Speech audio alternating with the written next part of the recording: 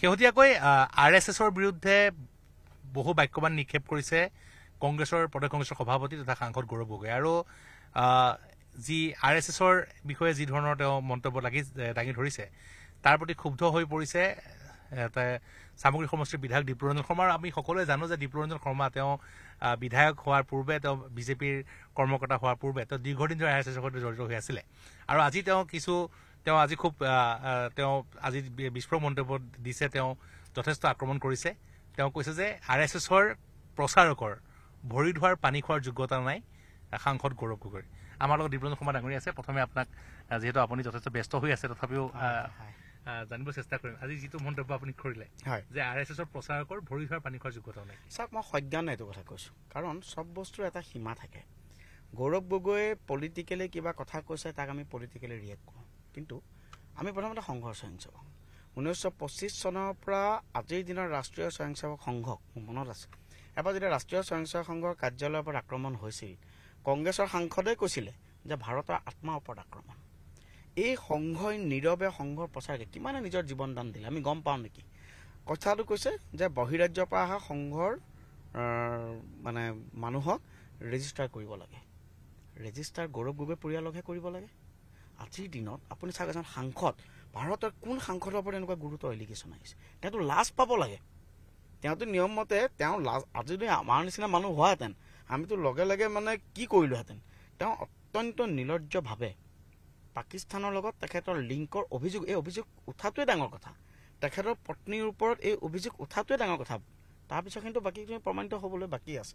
গতিকে মই এটা কথাই কৈছোঁ, সংঘ বিষয়ে মন্তব্য দিবলৈ গৌৰৱ গগৈৰ কোনো যোগ্যতাই নাই। মই পুনৰাই কৈছোঁ, প্ৰথম কথা। দ্বিতীয় কথা, RSSক এটেক কোনে বেছিকৈ কৰে? এনেকৈ কোনে কৰে? আপোনালোকে চাওক, বিলৱাল ভুট্টোৱে কৰিছে, আসিম মুনিৰে কৰে, পাকিস্তানৰ মানুহে কৰে। গতিকে এই শ্ৰুতলিপিটো যদি আপুনি চাই, এটা চিমিলাৰিটি দেখা পাব।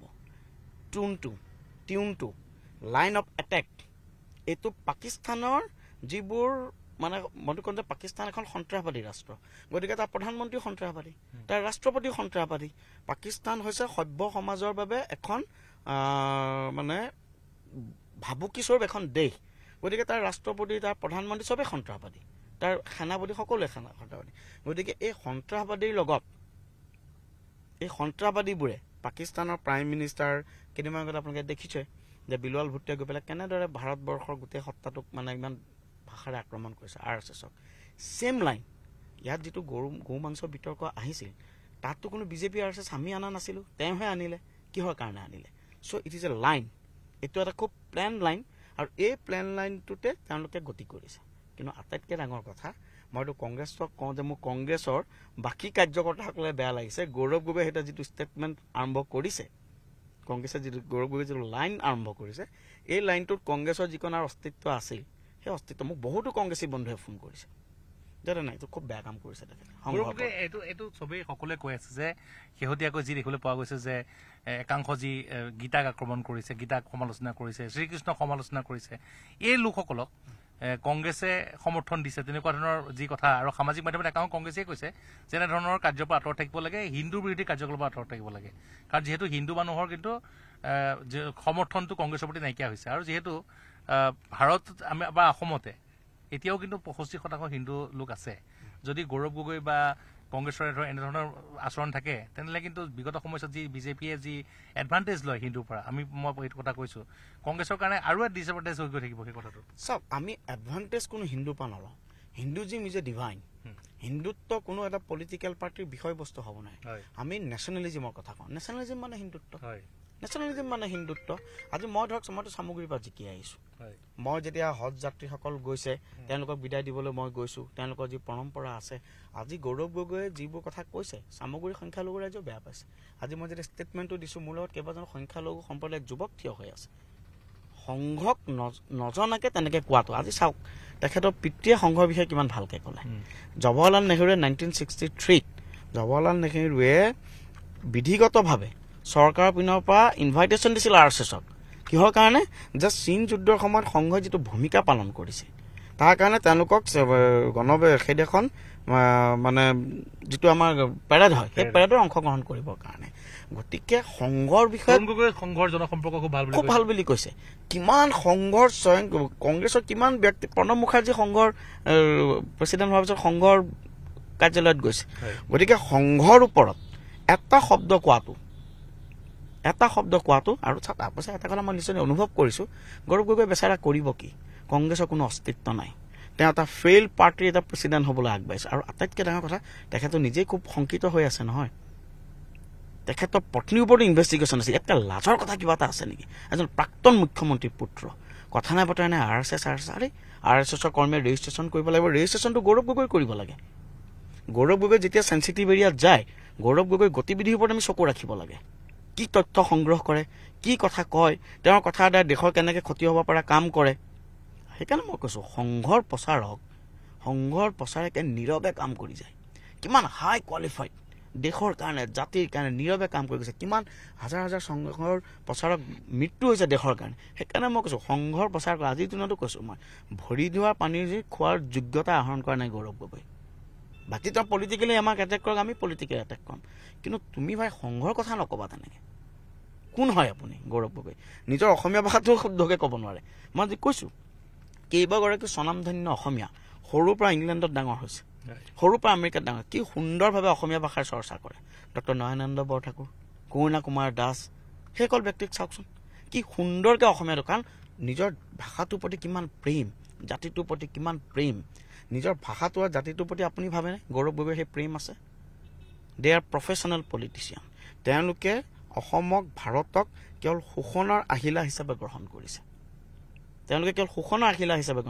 প্ৰত্যেকটো কথাত গো মাংস আমাৰ এটা চেণ্টিমেণ্ট আমি ৰিলিজিয়াছলি আমাৰ চেণ্টিমেণ্ট হাৰ্ড হৈছে আপুনি মন্দিৰত গৈ পেলাই খবৰহে ল'ব লাগিছে তেওঁ এটা মন্দিৰত গ'ল নে খবৰ ল'বলৈ লগে লগে তেওঁ জাজমেণ্ট দি দিলে আৰ এছ এছে পেলাইছে অৰ্থাৎ ডিজাইনটো তেওঁলোকৰ হ'ব পাৰে মানে তেওঁলোকে দেখি আছে যে লাহে লাহে সংখ্যালঘু ভোটো কিন্তু কংগ্ৰেছৰ পৰা যাবলৈ আৰম্ভ কৰিছে এইবাৰ একদম সংখ্যালঘু অধ্যুষিত এৰিয়াত বিজেপিৰ জিলা পৰিষদ জিকি আহিছে আমাৰ চামুগুৰিটো আমি ভোট আগতকৈ বাঢ়িছে মই জয়লাভ কৰিছোঁ তাৰপিছত পঞ্চায়ততো আমি জিকিব পৰা নাই আমাৰ ভোট বাঢ়িছে গতিকে তেওঁলোকে লাহে লাহে দেখিছে যে সংখ্যাগুৰু সমাজটো তেওঁলোকৰ লগত নাই মোটামুটি কংগ্ৰেছক বিদায় দিছে তেওঁ নিজৰ যোৰহাটত কি অৱস্থা হৈছে দেখিছে গতিকে সংখ্যালঘু সমাজো লাহে লাহে তেওঁলোকৰ পৰা গতি কৰিছে আৰু মই পুনৰে সংখ্যালঘু সমাজক আহ্বান জনাম খুব গুৰুত্বপূৰ্ণভাৱে মই ভাবোঁ এইটো আমি মিডিয়াও চলাব লাগে সংখ্যালঘু সমাজৰ বাবেও গৌৰৱ গগৈ এখন অভিশাপ স্বৰূপ তেওঁলোকে সাপ হৈ খুটে বেজ হৈ জাৰে সংখ্যালঘু সমাজক কেতিয়াও নেশ্যনেলিজিম বা মূল সুঁতিটোৰ লগত একাত্ম হ'বলৈ যেতিয়া আগবাঢ়ে তেতিয়া গৌৰৱ গগৈহঁতে এনেকুৱা কাম আৰম্ভ কৰিছে যে কংগ্ৰেছ ডিজাইন আৰু আজিৰ দিনলৈকে ভয়াৱহভাৱে গৌৰৱ গগৈ কংগ্ৰেছ ডিজাইনটোৰ লগতো পাকিস্তান ডিজাইন লগ লাগিছে স্পষ্ট কথা মোকতো অন্য বাদ দিয়ক এইটো অত্যন্ত লাজৰ কথা গৌৰৱ গগৈ যে কেনেকৈ যে মানে ঘূৰি ফুৰিছে তেওঁৰ পত্নীৰ ওপৰতো ইনভেষ্টিগেশ্যন হৈছে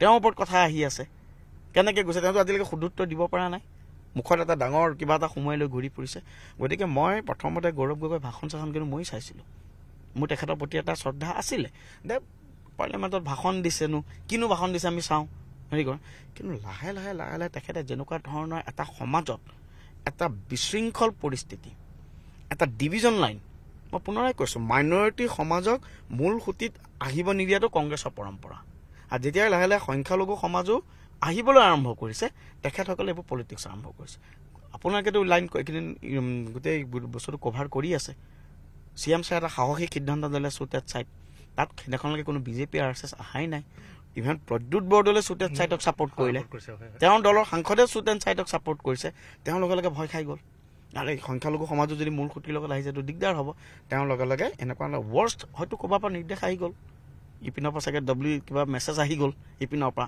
যে কেলে নাহে এনেকুৱা ধৰণৰ কৰিব লাগে আপোনাক ৰাখিছোঁ কিহৰ কাৰণে তেনেকুৱা ধৰণৰ মেছেজ আহি গ'ল গতিকে মই ভাবোঁ কংগ্ৰেছ দলৰ কাৰণে লাহে লাহে দুৰ্ভাগ্য আৰু বহু নিৰীহ কংগ্ৰেছে বস্তুটো বুজি পোৱা নাই মই সেইটোৱে বেয়া লাগিছে আমিও বিচাৰোঁ দিয়কচোন 1885 চনত জন্ম হোৱা এটা কংগ্ৰেছ ভাল অপজিশ্যন লাগে কংগ্ৰেছ দলটোত এটা ঐতিহ্য আছিল সেই ঐতিহ্য থকা কংগ্ৰেছ দলটোত এটা যেতিয়া সন্দেহযুক্ত ব্যক্তিক কংগ্ৰেছে প্ৰেচিডেণ্ট পাতি দিলে বেচেৰা ভূপেন বৰাক পটককৈ আঁতৰাই দিলে কিমান এটা হেৰি হ'ল গতিকে এই বস্তুটো মই এতিয়াই কৈছোঁ সেইকাৰণে কৈছোঁ যে গৌৰৱ গগৈ 1000 কি 100 কোটিবাৰ জন্মগ্ৰহণ কৰক, তথাপিতো গৌৰৱ গগৈ সংঘ সম্পৰ্কে এটা শব্দ কোৱাৰ যোগ্যতা আহৰণ কৰা নাই।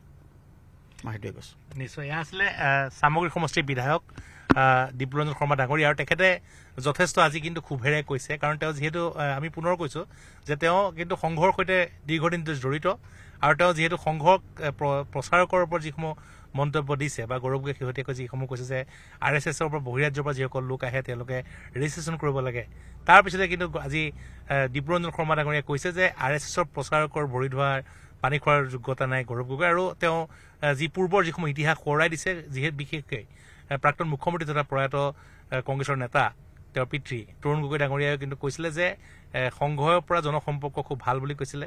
জৱাহৰলাল নেহৰুৱে যিসমূহ পেৰেডত সংঘক আমন্ত্ৰণ জনাইছিলে, গতিকে সেইসমূহ ইতিহাস সোঁৱৰাইছে, আৰু তেওঁ কৈছে যে 100 কোটিবাৰ জন্ম ল'লেও তেওঁ সংঘক সমালোচনা কৰাৰ অধিকাৰ গৌৰৱ গগৈৰ নাই।